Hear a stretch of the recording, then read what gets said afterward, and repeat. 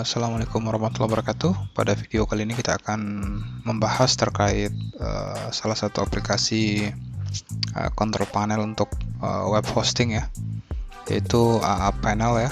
Jadi AA Panel dapat kita deploy pada berbagai environment web server. Ada bisa Apache, bisa Nginx dan Open Lightspeed. Punya banyak fitur ya yang kita butuhkan untuk melakukan manajemen konfigurasi ya, mensupport banyak software. Ini kita bisa coba ya untuk menggunakan. Kita bisa klik demo, link demonya, kita login sukses. Oke, kita bisa lihat ya tampilan dashboardnya. Di sini ada software, ada site yang aktif, ada traffic upstreamnya. Kita bisa lihat website. Oke, ada satu website yang aktif, direktorinya di var www, default page-nya, ada default domainnya ya, bisa kita setting. Di sini ada layanan FTP, ada layanan database, ada layanan monitoring. Oke, layanan monitoring, dan ada banyak fitur lainnya yang bisa kita gunakan ya. Jadi pada video kali ini kita akan coba implementasikan pada server kita ya. Kita sudah punya server berbasis Ubuntu ya, Ubuntu 20.04. Kita akan melakukan instalasi ya. Pada bagian bawah itu ada panduan instalasi untuk Ubuntu dan Debian Linux. Kita tinggal kopikan yang ini, copy, kita tinggal paste, enter. Oke, proses instalasinya sedang berjalan.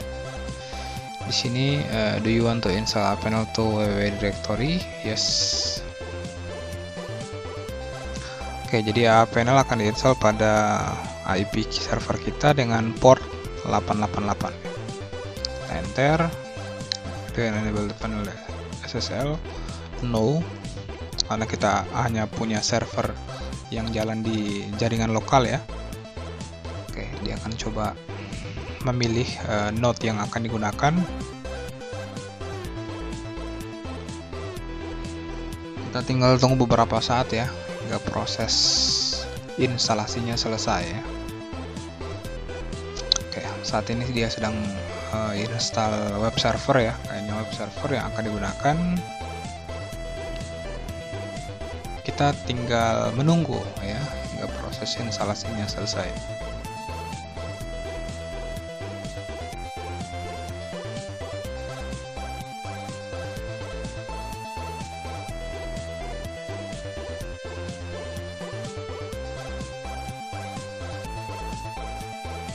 Oke, di sini kita bisa lihat ya, kita sudah berhasil melakukan instalasi cPanel ya.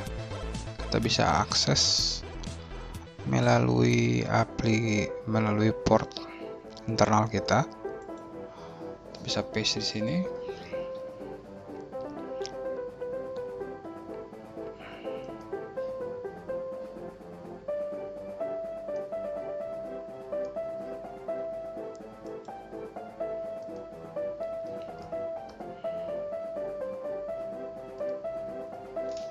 Oke, kita coba cek IP lokal kita.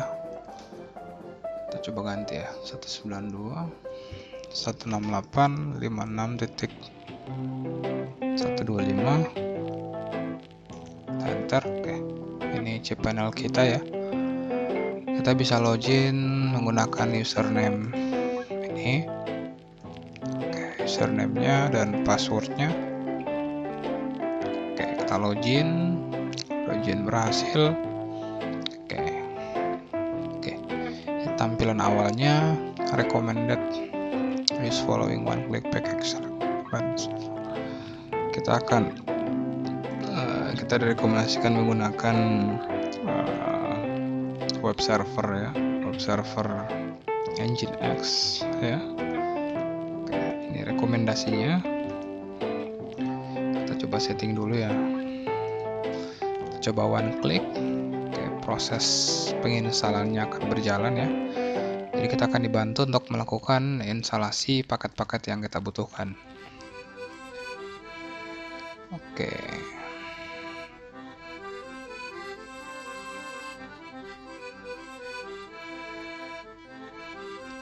Oke, sedang melakukan penginstalan untuk web server Nginx ya.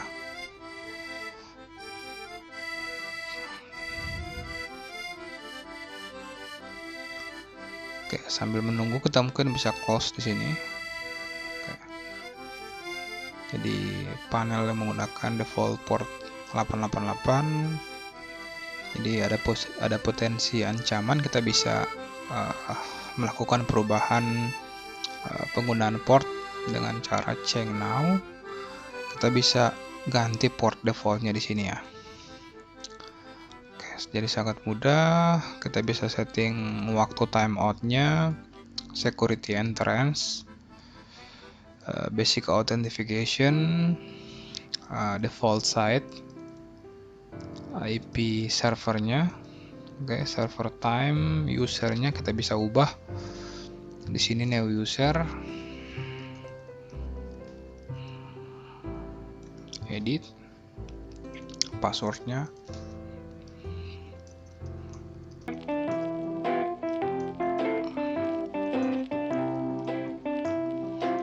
Oke, kita sudah edit.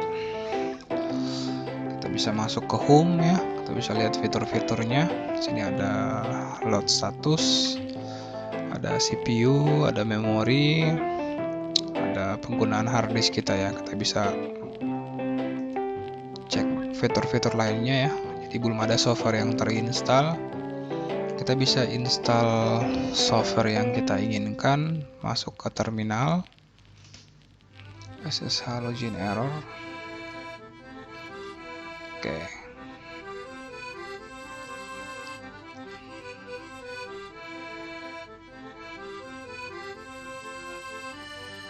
Kita bisa restart ya, fiturnya restart panel. Oke, panelnya akan di restart.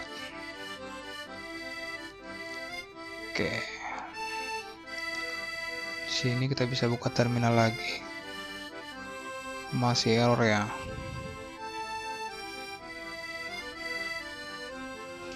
Kita bisa masukkan IP address server.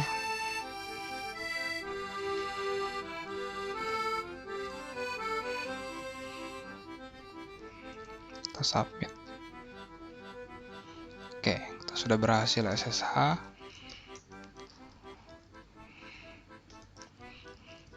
Oke, dan kita bisa install aplikasi yang kita inginkan ya. PT install. Misalnya kita install Samba untuk file sharingnya. Oh, kayaknya ini ada proses di background yang sedang jalan ya. Jadi kita tidak bisa melakukan instalasi paket untuk saat ini. Kita cukup menunggu ya hingga proses instalasi paket tersebut selesai. Oke, kita bisa lihat di sini sedang melakukan proses instalasi ya.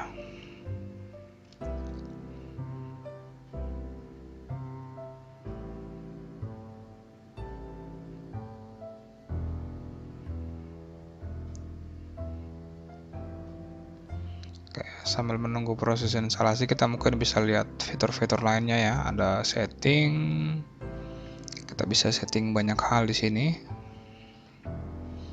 Ada App Store, kita bisa install aplikasi-aplikasi yang kita inginkan ya, misalnya phpMyAdmin.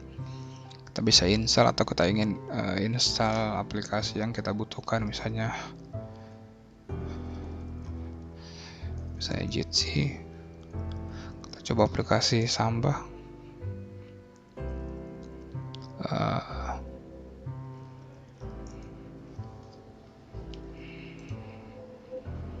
Kita bisa lihat di list ya.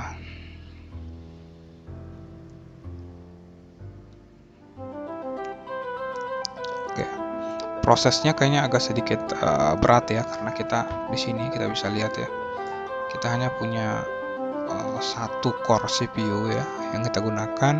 Jadi disarankan kalau ingin mengimplementasikan panel ini, kita disarankan untuk menggunakan CPU yang punya core lebih besar ya. Oke, ini aplikasi-aplikasi yang bisa kita install. Oke, seperti layaknya App Store ya, kita tinggal pilih, kita tinggal install, dan aplikasinya akan otomatis jalan. Oke, ini mentok ya, mentok di 100%.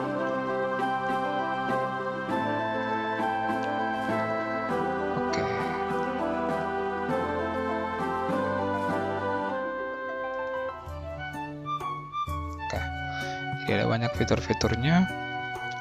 Selanjutnya kita ke fitur cron. Ini fitur penjadwalan secara otomatis. Ada terminal yang saya jelaskan tadi, ada manajemen file ya. Kita bisa manajemen file atau directory yang kita inginkan.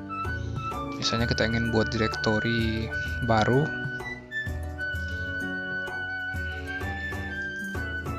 Oke, direktorinya sudah dibuat. Oke, kita sudah masuk ke directory, kita new, kita buat file ya, testing.txt. Nah, ini otomatis tampil ya untuk online text editornya. Oke, kita save, otomatis di save, dan filenya sudah ada di sini. Kita bisa preview ya, kita bisa cek.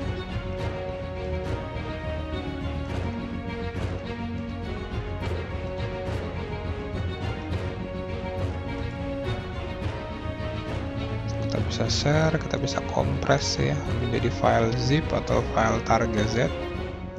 Kita coba tes kompres. Oke, sudah berhasil dikompres. Jadi sangat mudah. Untuk security, kita bisa implementasikan konfigurasi firewall di sini ya. Kita bisa aktifkan fitur untuk memblok fitur ICMP.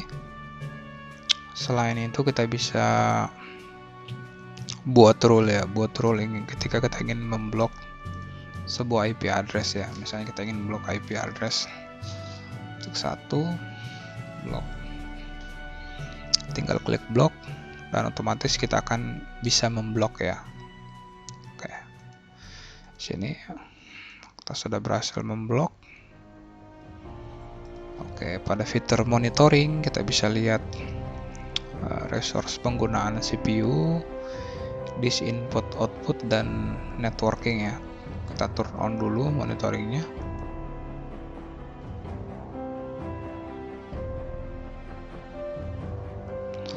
Oke, di database ini please install MySQL first. Oke, proses instalasinya sedang jalan. FTP-nya belum kita install dan web servernya belum kita install ya. Semuanya sedang proses instalasi. Kita bisa lihat ya di sini load status dan CPU-nya full karena kita hanya setting CPU core-nya itu hanya satu core, jadi sangat disarankan untuk bagi teman-teman yang ingin mengimplementasikan panel ini, kita punya kapasitas CPU core yang cukup besar. Oke, sekian video tutorial kali ini, semoga bermanfaat. Akhir kata, wassalamualaikum warahmatullahi wabarakatuh.